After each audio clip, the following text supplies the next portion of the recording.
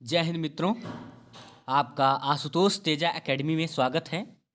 जैसा कि आपने थंबनेल पर देखा ही होगा कि यूपी टेट 2024 के जो टॉप 10 क्वेश्चंस हैं सीडीपी के, वो हम आपको बताएंगे। ये लेवल 2 के हैं, क्लास 6 to 8। ये आपका रहा बाल विकास एवं शिक्षा शास्त्र। ये सीडीपी का पहला क्वेश्चन है आपका, यहाँ पे दिखाई दे रहा होगा कि सीखने का स्थानांतरण है। पहला आपका है सीखी हुई तरकीब का वैसा ही उपयोग, या फिर सीखी गई वस्तु को संभालना, या फिर सीखी हुई वस्तु का अन्य परिस्थिति में प्रयोग, या उपयुक्त में से कोई नहीं। इसमें से कौन सा आपको ऑप्शन सही लग रहा है?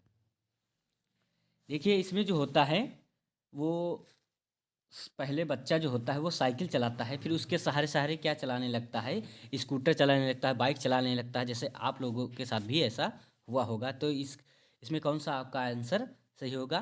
तो आपका सी ऑप्शन सही हो जाएगा कि सीखी हुई वस्तु का अन्य परिस्थिति में प्रयोग।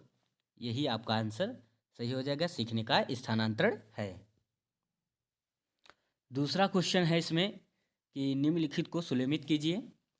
एक तत्व सिद्धांत किसका है? बहु तत्व सिद्धांत किसका है? समूह तत्व सिद्धांत किसका है? और त्रिआयाम सिद्धांत किसका है? तो इसमें आपको पता होगा कि एक तत्व सिद्धांत जो है वो किसने दिया था? बिने एवं टर्मन ने दिया था। इसको बिने एवं टर्मन ने दिया था। एक तत्व सिद्धांत किसमें हो जाएगा? बिने एवं टर्मन ने। तो एक ऑप्शन देख लेते हैं, एक का जो दूसरा होगा वही इसमें ऑप्शन करेक्ट। इसमें बी और सी तो पहले ही कट गए। अब इसमें बचा आपका डी और ए बचा। और बहुतत्व सिद्धांत किसने दिया था? तो बहुतत्व सिद्धांत जो है वो थॉर्नडाइक ने दिया था। तो बी का हम तीसरा देखेंगे। तो बी का जो तीसरा है वो आपका सी में आ रहा है, तो और ए का इसमें दूसरा आ रहा है। तो यहीं से आप ऑप्शन करके आप आगे निकल जाइएगा। तो इसमें कौन सा ऑप्शन सही होगा? सी ऑप्शन सही होगा। फिलहाल हम बता देते हैं, समूह तत्व सिद्धांत जो है वो आपका थर्स्टन ने दिया था। और आपका बचा त्रिआयाम सिद्धांत जो है वो आपका गिलफोर्ड ने दिया था। तो आपका राइट ऑप्शन सी सही हो जाएगा। तीसरा क्वेश्चन है आपका, आनुवंशिकता एक डॉट डॉट डॉट फिर सामाजिक संरचना मानी जाती है। ये कौन सी संरचना मानी जाती है? तो आनुवंशिकता एक स्थायिक सामाजिक संरचना मानी जाती है, क्योंकि आनुवंशिकता वंश दर वंश आगे बढ़ती रहती है। तो ये कौन सी आपका इसमें ऑप्शन सही हो जाएगा? तो इसमें आपका ऑप्शन डी सही हो जाएगा कि स्थायिक आनुवंशिकता एक स्थायिक सामाजिक संरचना मानी जाती है। क्वेश्चन नंबर 4 आपका है कि बुद्धि समावेश करती है। इसमें आपका ऑप्शन है विचारशील चिंतन का, या अभिसारी चिंतन का, या अपसारी चिंतन का, या समालोचित चिंतन का। तो इसमें आपको बुद्धि समावेश करती है, तो इसमें आपको एक ऐसा प्रारूप होगा कि एक से अधिक क्षेत्र का चिंतन करना क्या कहलाता है? बुद्धि अपसारी चिंतन कहलाता है। बुद्धि अपसारी चिंतन, अपसारी चिंतन इसमें होगा। कौन सा? अपसारी चिंतन। इसमें सी ऑप्शन आपका राइट हो जाएगा। 5 नंबर क्वेश्चन है आपका, बालक का विकास परिणाम है। बालक का विकास परिणाम है, तो इसमें आपका ए ऑप्शन है आर्थिक कारकों का, या फिर वंशानुक्रम का, या वंशानुक्रम तथा वातावरण के अन्य प्रतिक्रिया का, या फिर वातावरण का। तो इसमें आपको कौन सा राइट ऑप्शन लग रहा है? तो इसमें जो है आपका बालक का विकास वंशानुक्रम तथा वातावरण की अंतःक्रिया का परिणाम होता है। वातावरण तथा वंशानुक्रम में से किसी भी असंतुलन की स्थिति उत्पन्न होने पर बालक का विकास असंतुलित हो जाता है। तो इसमें आपका राइट ऑप्शन जो है वो सी हो जाएगा कि वंशानुक्रम तथा वातावरण की अंतःक्रिया का, है ना। 6 नंबर क्वेश्चन है आपका कि अल्बर्ट बंडूरा के सामाजिक अधिगम सिद्धांत के अनुसार निम्न में से कौन सा सही है? तो आपका ए ऑप्शन है कि बच्चों के सीखने के लिए प्रतिरूपण एक मुख्य तरीका है। तो ये इसमें आपका ए ऑप्शन ही राइट है, क्योंकि अल्बर्ट बंडूरा के अनुसार जब बच्चा कुछ सीखता है तो सबसे पहले वह किसी को प्रतिरूपण के रूप में रखता है, वह उसके बाद सीखना शुरू करता है, इसलिए आपका ए ऑप्शन राइट हो जाएगा। 7 नंबर क्वेश्चन है आपका कि व्यक्तित्व का समाजशास्त्री प्रकार का सिद्धांत दिया गया है, तो किसके द्वारा दिया गया है? तो इसमें पहला ऑप्शन है क्रेचमर के द्वारा, हिप्पोक्रेटस के द्वारा, या फिर सेल्डन के द्वारा, या स्प्रेंजन के द्वारा। तो इसमें आपका राइट आंसर जो है वो स्प्रेंजर के द्वारा, ये आपका डी ऑप्शन राइट हो जाएगा, क्योंकि व्यक्तित्व का समाजशास्त्री प्रकार का सिद्धांत एडवर्ड स्प्रेंजर द्वारा दिया गया। स्प्रेंजर जर्मनी के दार्शनिक एवं मनोवैज्ञानिक भी थे। 8 नंबर क्वेश्चन है आपका, निम्न में से कौन सा विकास का सिद्धांत नहीं है? तो इसमें ए ऑप्शन है आपका, विकास क्रमबद्ध होता है, विकास निरंतर होता है, या विकास लंबवत ना होकर वर्तुलाकार है, या विकास मशीन प्रक्रिया है। तो इसमें जो है आपका 8 नंबर में, तो विकास के प्रमुख सिद्धांत है निरंतरता का सिद्धांत, व्यक्तिगतता का सिद्धांत, और परिमार्जिता का सिद्धांत, वर्तुलाकार प्रगति का सिद्धांत, समान प्रतिमान का सिद्धांत, वंशानुक्रम तथा वातावरण की अंतःक्रिया का सिद्धांत आदि। लेकिन विकास एक मशीनी प्रक्रिया नहीं है, तो यह सही नहीं है इसमें। तो मशीनी को आप देखते ही आप काट देंगे, तो इसमें आपका राइट ऑप्शन जो है वो डी ही हो जाएगा, क्योंकि ये विकास मशीन प्रक्रिया नहीं होती है। विकास क्रमबद्ध होता है, निरंतर होता रहता है, विकास लंबवत ना होकर वर्तुलाकार ये होता है। ये 3 आपके राइट हैं, लेकिन इसमें पूछा है सिद्धांत नहीं है, तो इसमें आपका डी ऑप्शन राइट हो जाएगा। 9 नंबर क्वेश्चन है आपका, के अनुसार इदम अहम तथा परा अहम व्यक्तित्व के 3 घटक हैं। ये आपका क्वेश्चन बहुत ही इम्पोर्टेंट है।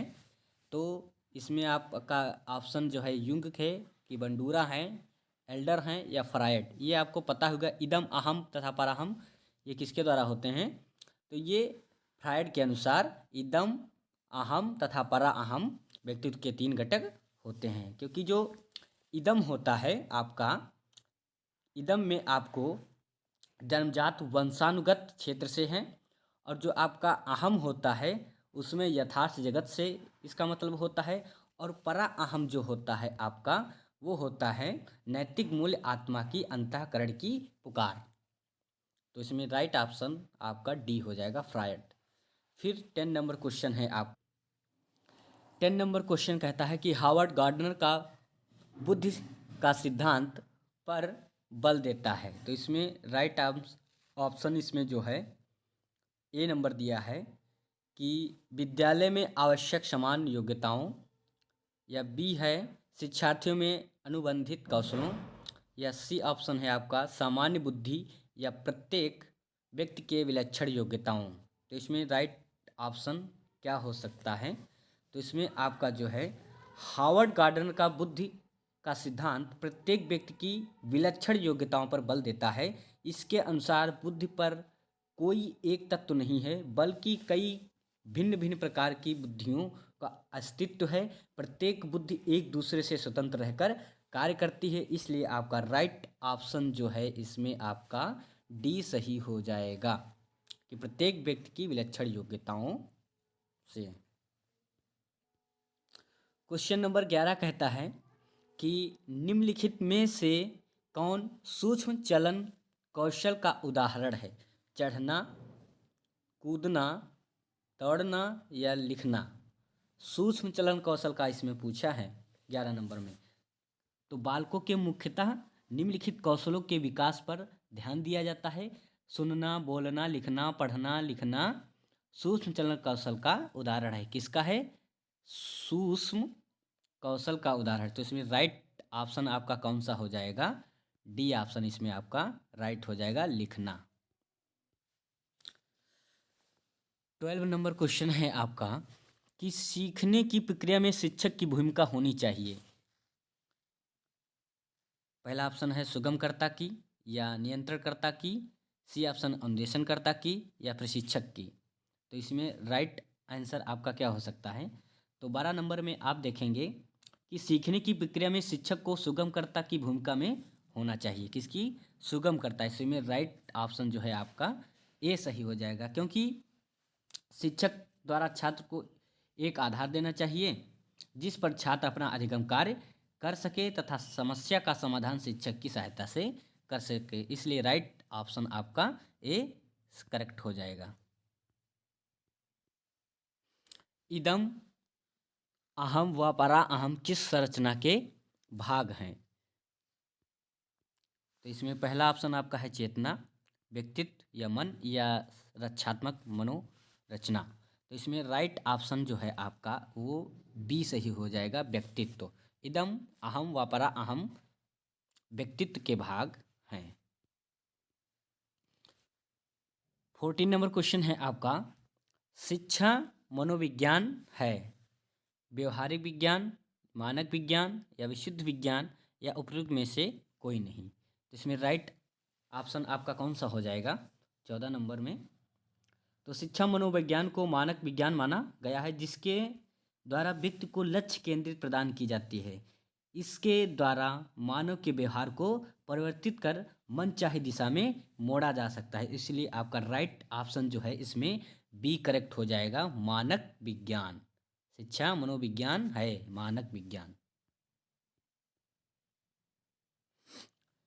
15 नंबर क्वेश्चन है आपका कि स्मृत स्तर एवं बोध स्तर के शिक्षण प्रतिमान की संरचना में कौन सा सोपान उभयनिष्ठ है? इसमें तो पहला है आपका अन्वेषण, बी ऑप्शन है आपका प्रस्तुतिकरण, सी है आपकी तैयारी या डी ऑप्शन आपका सामान्यीकरण। तो इसमें कौन सा ऑप्शन आपका राइट हो जाएगा?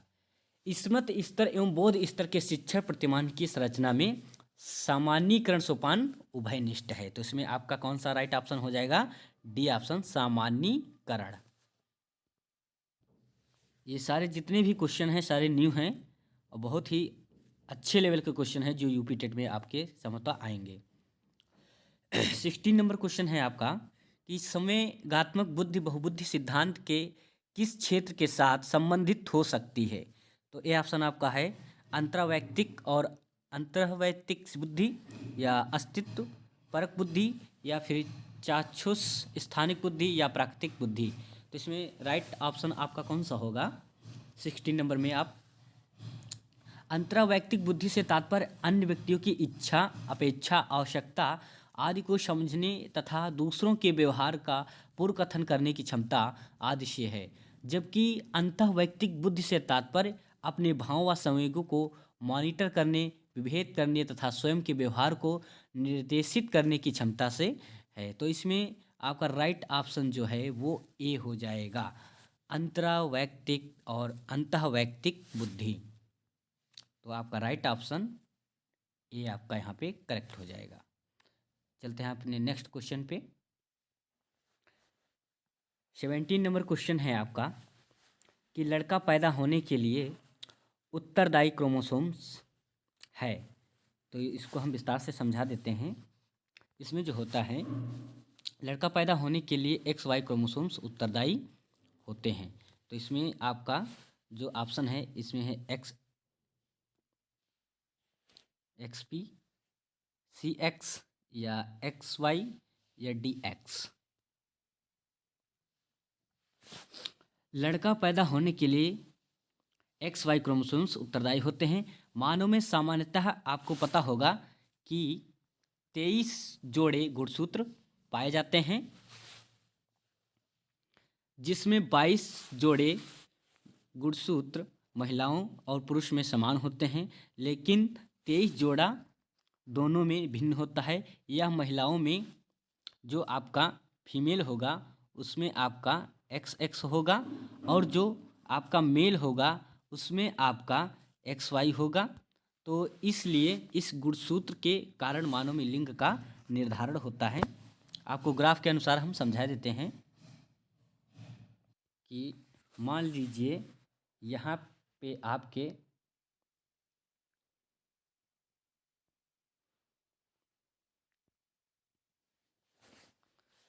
फादर हैं और यहाँ पे आपकी माता जी हैं यानी कि मदर हैं। तो पिता जो होता है वो एक्स वाई होता है और माता जी जो होती हैं वो एक्स एक्स होती हैं। तो इसमें जब पिता का वाई और माता का एक्स जब मिलता है तो आपका एक्स वाई बनता है, यानी कि यहाँ पे जो होगा वो आपका बॉय यानी कि लड़का होगा। और जो माता जी होंगी, माता जी जो होंगी उनका एक्स और पिता का जब वाई यहाँ पे मिलता है तो आपका एक्स एक्स बनता है, पिता का भी एक्स और माता का भी एक्स। तब यहाँ पे आपकी जो है वो आपकी लड़की होती है यानी कि गर्ल। ओके, तो इसमें आपका राइट ऑप्शन कौन सा हो जाएगा? इसमें आपका राइट ऑप्शन आपका एक्स एंड वाई हो जाएगा।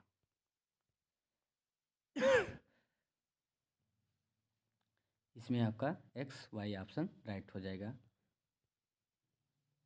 18 नंबर क्वेश्चन है आपका कि पियाजे के अनुसार विकास की पहली अवस्था जन्म से लगभग 2 वर्ष आयु के दौरान बच्चा सबसे बेहतर सीखता है।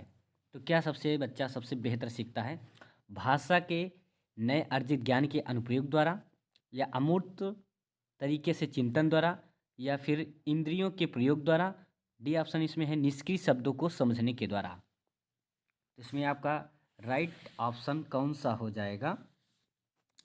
तो आपका सी ऑप्शन इसमें राइट हो जाएगा कि इंद्रियों के प्रयोग द्वारा, क्योंकि पियाजे के अनुसार विकास की पहली अवस्था संवेदी पेशी अवस्था होती है। इस अवस्था में बालक देखने, छूने, पहुँचने, पकड़ने, चूसने आदि की स्वतः सहज क्रियाओं से व्यवस्थित प्रयासरत क्रियाओं की ओर अग्रसित होता है। इस अवस्था में बालक इंद्रियों का प्रवेश करने लगता है। इसलिए आपका राइट ऑप्शन जो है इसमें सी सही हो जाएगा कि इंद्रियों के प्रयोग द्वारा। 19 नंबर क्वेश्चन है आपका, वे कौन से वाह्य कारक हैं जो एक बच्चे को कक्षा में रुचि लेने से रोकते हैं? यानी कि निगेटिव पॉइंट इसमें आपको ढूंढना है। बच्चे का दृष्टिकोण, संस्कृत और प्रशिक्षण, भावना और मनोभाव, या लक्ष्य और प्रयोजन। निगेटिव लोग होते हैं ना कुछ लोग, तो इसमें राइट ऑप्शन आपका कौन सा हो जाएगा कि भावना और मनोभाव, बच्चे का दृष्टिकोण, लक्ष्य और प्रयोजन अतिरिक्त कारण हैं जो बच्चे को कक्षा में रुचि लेने से नहीं रोकते, जबकि संस्कृत एवं प्रशिक्षण वाह्य कारक है जो बच्चों को कक्षा में रुचि लेने से रोकते हैं। तो इसमें राइट ऑप्शन जो है आपका बी सही हो जाएगा, संस्कृत और प्रशिक्षण। ये आपका राइट करेक्ट ऑप्शन है। 20 नंबर क्वेश्चन है आपका, निःशुल्क एवं अनिवार्य शिक्षा का अधिकार 2009 में अनिवार्य शब्द का अर्थ है। तो अनिवार्य शिक्षा सतत परीक्षण के माध्यम से प्रदान की जाती है, या बी उचित सरकार दाखिले, उपस्थिति और प्रारंभिक शिक्षा की पूर्णता को सुनिश्चित करेगी। तो इसमें आपका राइट ऑप्शन कौन हो सकता है? इसी दो में से होंगे, इसमें से आपको कौन सा करेक्ट लगता है? तो निःशुल्क एवं अनिवार्य शिक्षा का अधिकार 2009 में अनिवार्य शब्द का अर्थ है कि केंद्र सरकार दाखिले, उपस्थिति और प्रारंभिक शिक्षा की पूर्णता को सुनिश्चित करेगी। तो इसमें आपका राइट ऑप्शन जो है वो आपका बी सही हो जाएगा। बी इज करेक्ट ऑप्शन, उचित सरकार दाखिले, उपस्थिति और प्रारंभिक शिक्षा की पूर्णता को सुनिश्चित करेगी। आशा करता हूँ कि आपको ये क्लास पसंद आई होगी। ये आपके टॉप 20 क्वेश्चन थे इसमें। तो आज की वीडियो में बस इतना ही। मिलते हैं आपको नेक्स्ट वीडियो में। जय हिंद मित्रों।